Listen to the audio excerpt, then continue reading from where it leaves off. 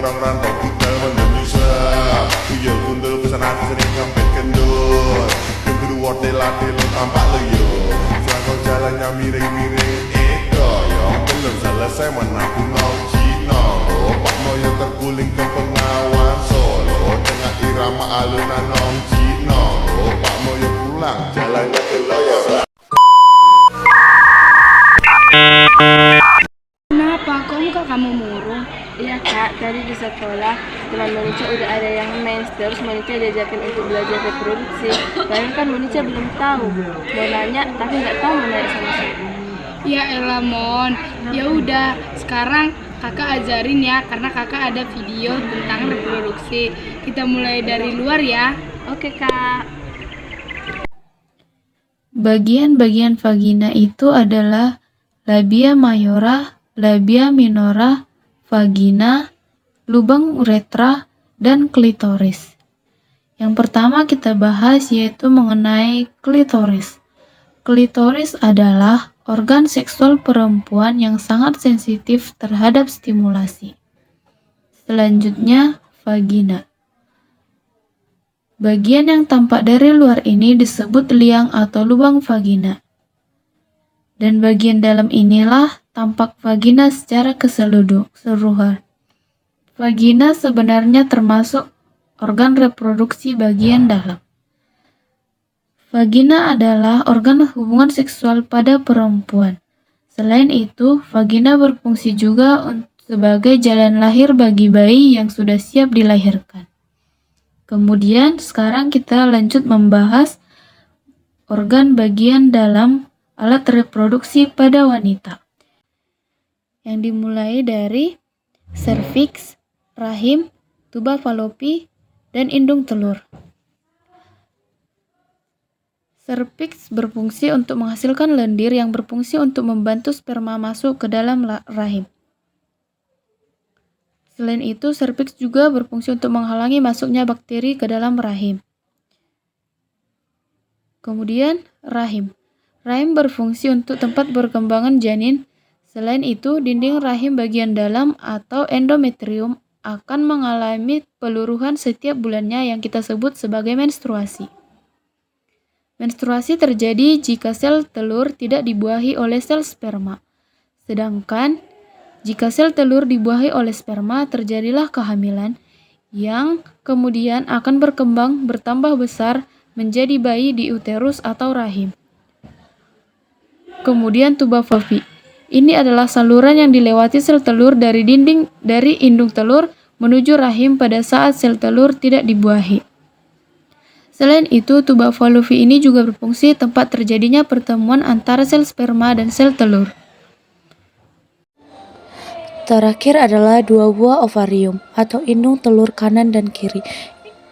Ini yang berfungsi menghasilkan satu sel telur secara bergantian bulannya. Selain itu, indung telur juga berfungsi memproduksi hormon estrogen dan progesteron. Hormon ini berfungsi menjalankan fungsi reproduksi pada perempuan. Salah satunya berperan dalam proses menstruasi atau pada saat perempuan tersebut hamil. Gimana Mon? Udah paham kan? Udah kak, Monica udah paham gimana perempuan itu bisa menstruasi dan hamil. Ternyata organ reproduksi kita kompleks banget ya kak. Betul, itu sebabnya kita harus sama-sama untuk menjaga sistem reproduksi kita. Semakin kenal, semakin sayang. Jaga organ reproduksimu demi masa depanmu.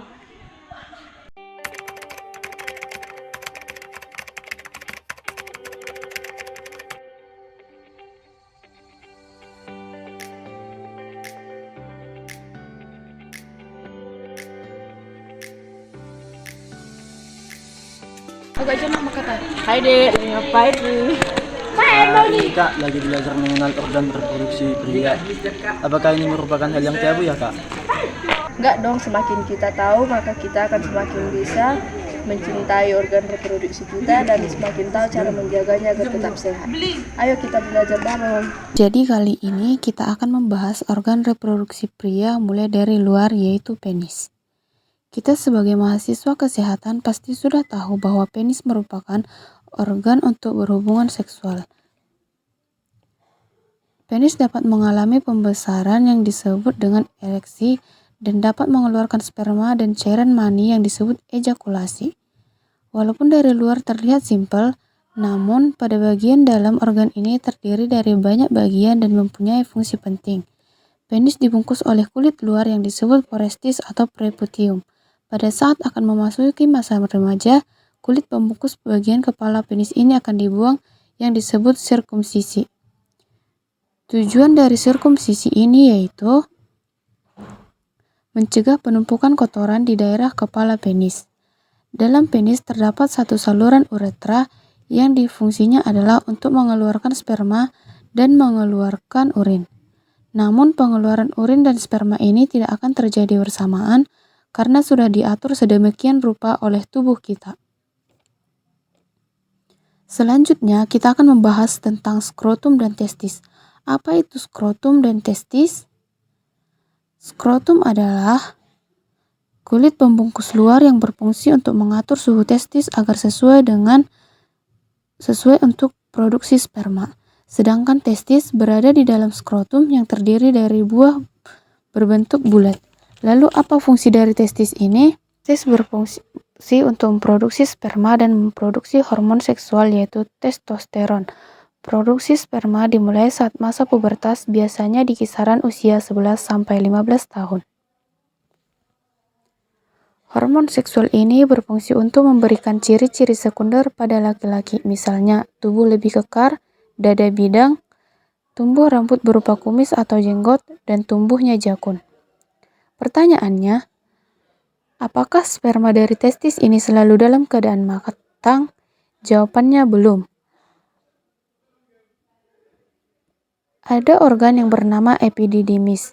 Jumlahnya ada 2 yang merupakan tempat untuk pematangan sperma. Selain itu, berfungsi untuk tempat penyimpanan sementara sebelum sperma dikeluarkan.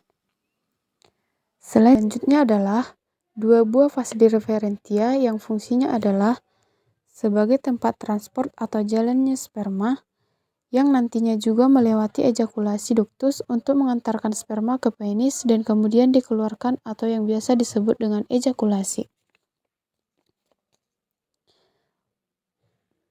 Untuk yang terakhir, ada 3 kelenjar dalam sistem reproduksi laki-laki. Ada 2 buah seminal vesicles, yaitu untuk menghasilkan energi bagi sperma agar pergerakannya baik. Kemudian 1 buah kelenjar prostat yang menghasilkan cairan dan membantu sperma tetap bertahan pada pH asam pada cairan vagina. Kemudian 2 buah bulb uretra yang menghasilkan cairan yang berperan sebagai pelumas pada saat melakukan hubungan seksual.